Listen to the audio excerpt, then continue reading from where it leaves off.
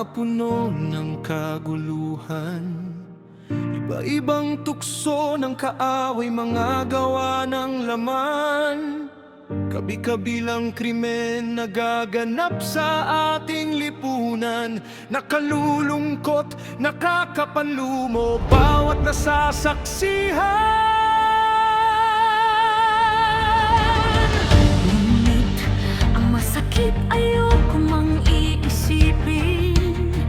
Ang mga kapatid minsa'y nadadala at natutukso rin sa mga matatamis, nakakaakit na mga bitag at hain, na kung di ka magpipigil, ito'y iyong dadamputin. Magbatas sa laman, magpigil ng iyong sarili. Mga gawang di makadiyos, ito'y ating isantabi. Bunga ng banal na espiritu, ibigkis at isupi, nang masunod nating lubos, kalooban ng Amang napakabuti.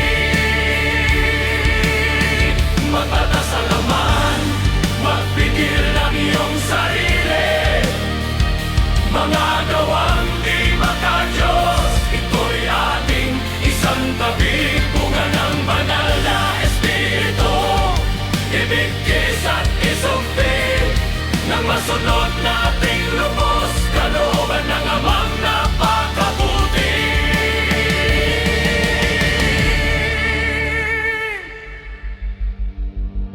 Wala nang mas hihigit pa na kalooban niya ay masunod. Pag-ibig, katuwaan, kapayapaan, pagpapahinuhod. Kagandahang loob, kabutihan, pagtatapat, kaamuan, pagpipigil sa sarili at pagbabatas sa laman.